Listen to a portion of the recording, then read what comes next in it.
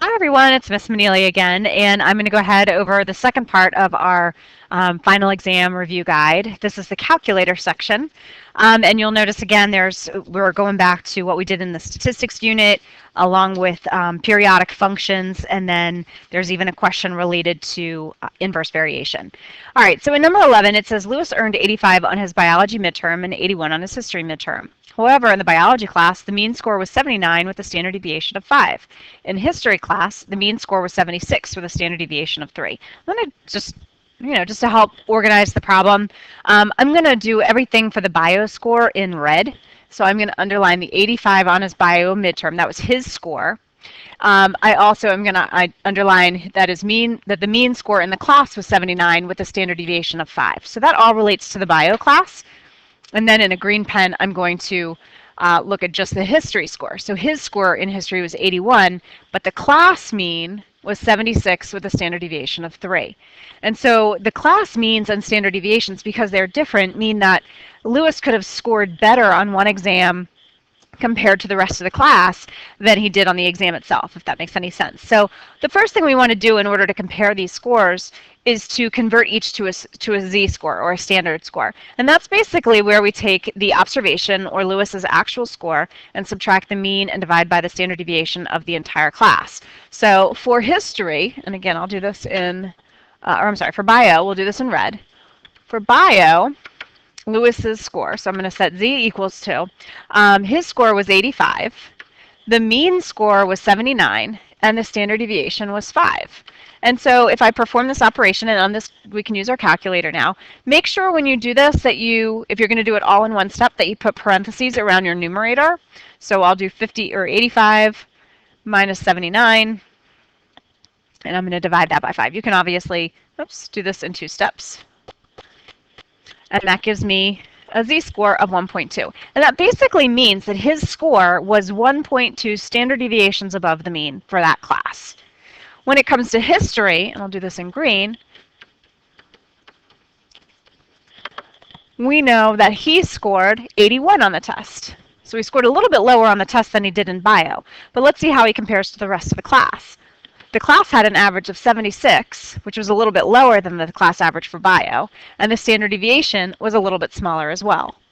So if I calculate this z-score, we've got 81 minus 76, and we're dividing by 3. And so notice that even though his score was a little bit lower, his z-score was a little bit higher, meaning that he scored 1.667 standard deviations above the mean in history. That means he performed better in history.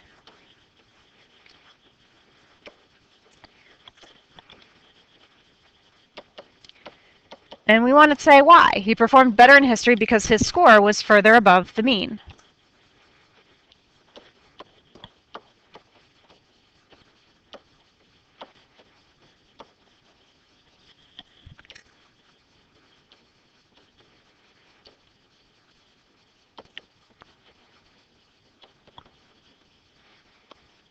Okay.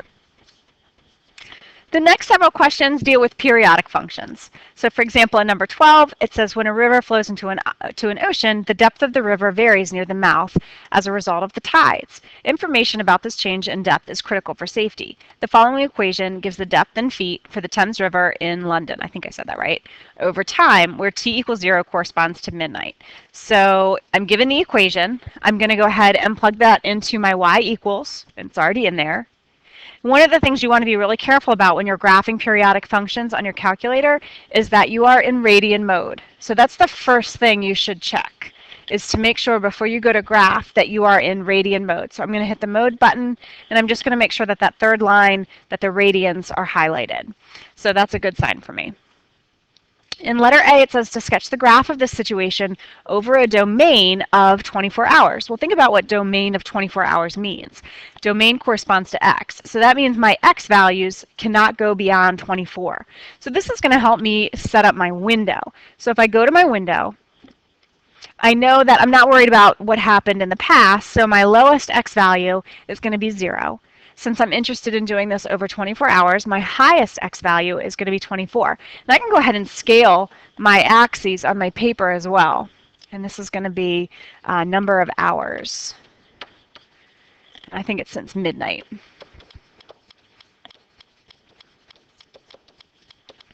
Okay, and then I got to think about my y-axis. My y-axis corresponds to the depth of the water. Obviously, I know my depth isn't going to go below 0, so that'll be my min. But I got to think about how high my max should be. Well, let's look at the equation for a second. This is my midline. This is my amplitude. If I add those things together, that's going to give me the max of my graph. In my head, I'm thinking 26.26. Let's just say that's about 30, and my amplitude looks to be about 8. So I know a max of 38 is probably going to be high enough, but let's just go ahead and do a max of 40. And so on my calculator, my y min, I don't need it to be negative, so I'll just keep it 0. And my y max, I'm just going to determine that by adding my amplitude to my midline and rounding. I mean, you just want to make sure it's a little bit bigger. You could do 100 if you wanted, and that would be fine. You're still going to mathematically be able to solve these questions. But I'm going to go ahead and round that up to 40. And now I'm going to go ahead and hit graph. And now I can see the change in depth over time for this area of the river. I'm just going to sort of sketch this on my paper. It doesn't have to be perfect. Okay? The important thing is that you've labeled your axes, you've scaled them, make sure your scale matches what you've done on your calculator. And in letter B, it says, according to the trigonometric model, what is the average depth of the Thames? You don't have to do any math here. Think about this line right here. If I average all of the depths, the max and the min, they're all going to average out to that midline. So my midline is going to correspond to the average depth. You don't have to do any calculations. 26.26 feet is going to be my average depth. And again, that is my midline.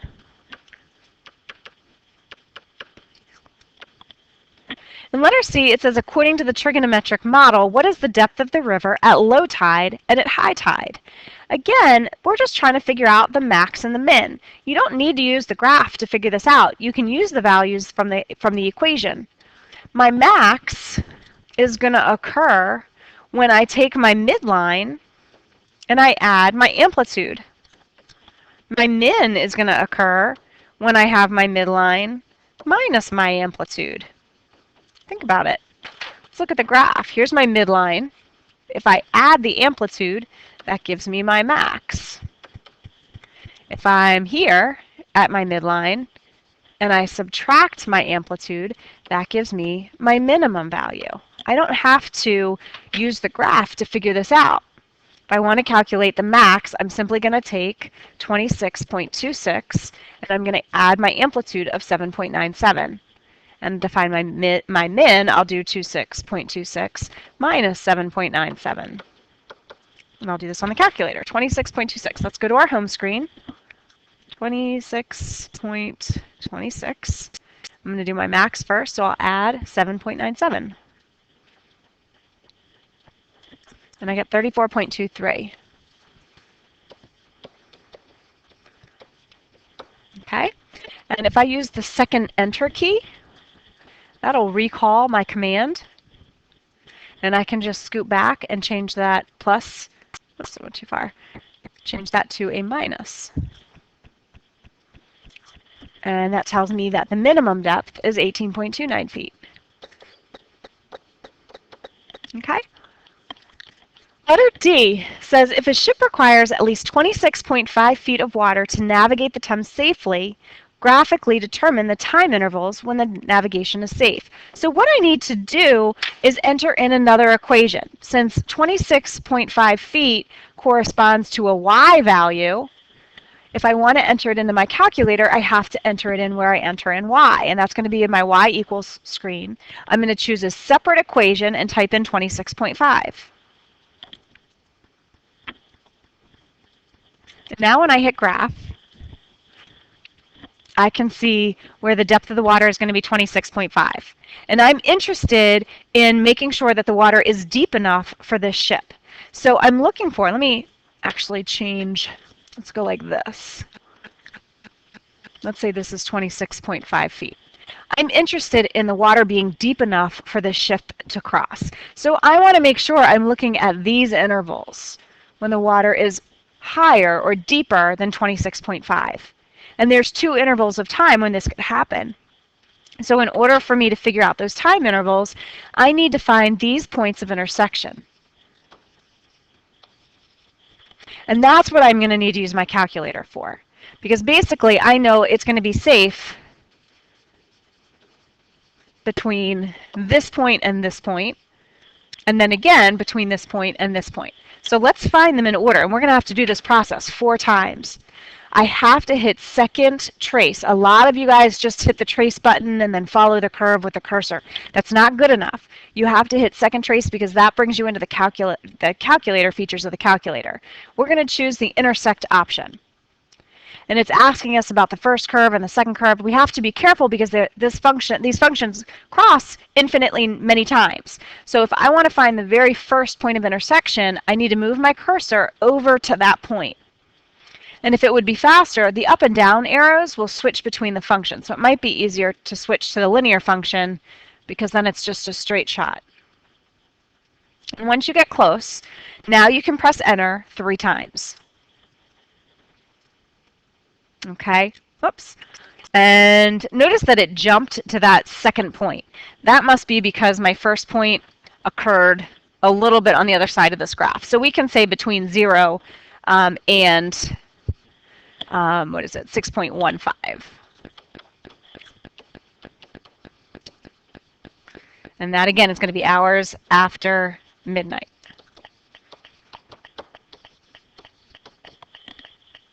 But it can happen again. So I'm going to do the whole process again. Second, trace, intersect, and this time I'm going to move my cursor over to the next point. Now this is the third point. And I get 12.556 or 12.56.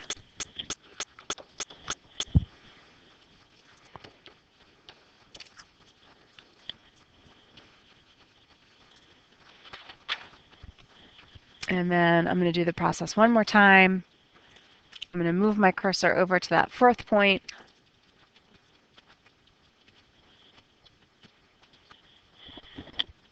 And I get 18.719 or 72.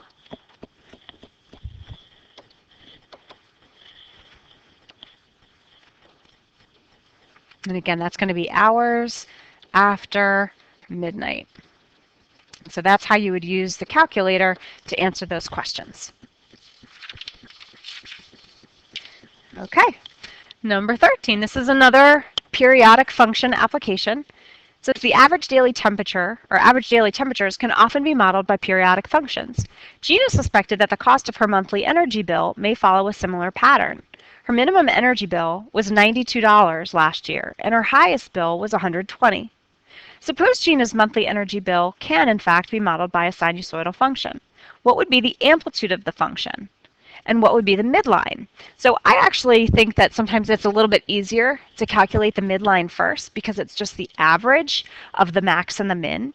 So I usually do this first. So my midline is going to be my max plus my min divided by 2. It's your average heating bill. So it's going to be 92 plus 120. Well, actually, I should do it in order. Let's do 120 plus 92. And I'm going to divide that by 2. And so when I calculate that, I should get an average of 106. And that's going to be $106 because we're talking about her monthly electric bill. We're asked to explain the significance in context. This is going to be her average electric bill.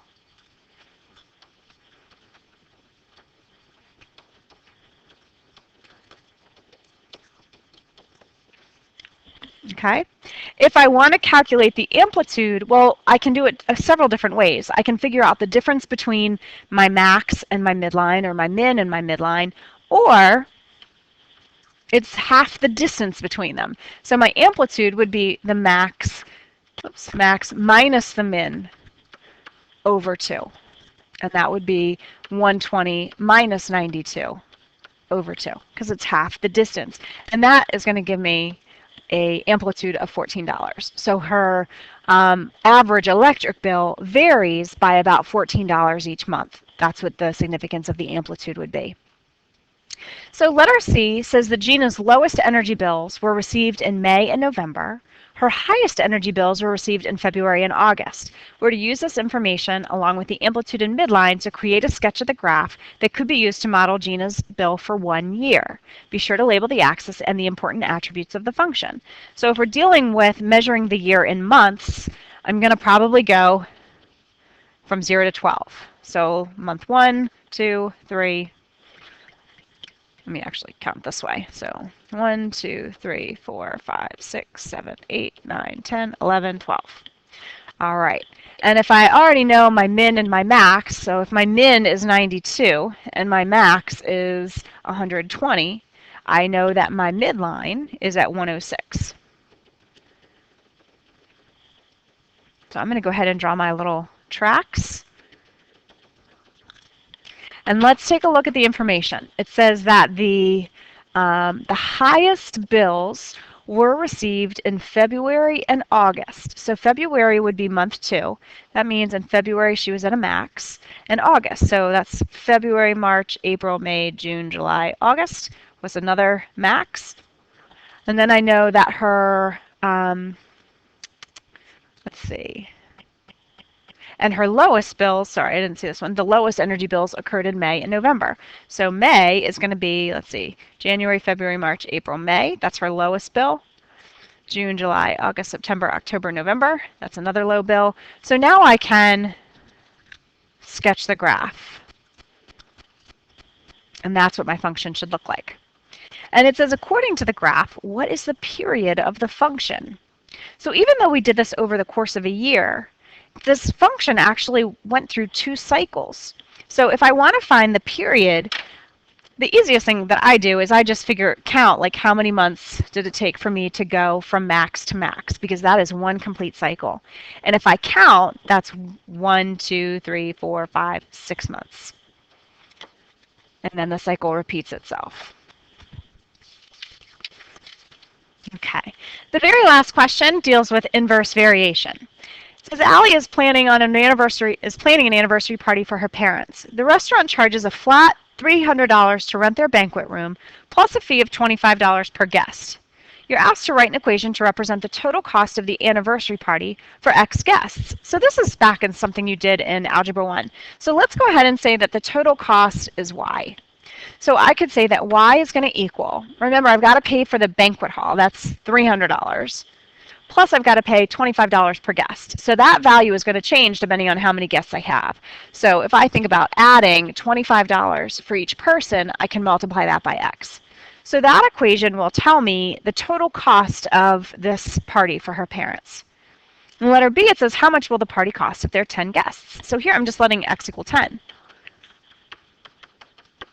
And so Y would equal 300 plus 25 times 10. Well, that's just going to be 300 plus 250, or $550. In letter C, it says Allie's parents' friends agreed to split the cost of the anniversary party evenly between them. Write an equation to express the average cost per person if there are X guests. So if I'm saying that there are 10 people going, right, and that those 10 people are willing to split this cost, what are we doing to figure out how much it costs per person? Well, if 10 people go and they're willing to split this bill, that means they're going to be each paying $55. I'm simply going to take my total and divide it by the number of people going. So if I wanted to do that algebraically, my equation would become 300 plus 25x, but I'd also divide that total by the number of guests going. And that would be an equation to relate those two. And now, instead of being linear, it becomes a rational equation. In letter D, it says if they want to keep the average cost per person to $35, how many guests should be invited to the party? So if I want to keep the average cost, and this time, I should probably change my variable. To determine the average cost per person, let's call this W. Then this equation would be W. My average cost would be the total cost of renting the space divided by the total number of guests. So this is the total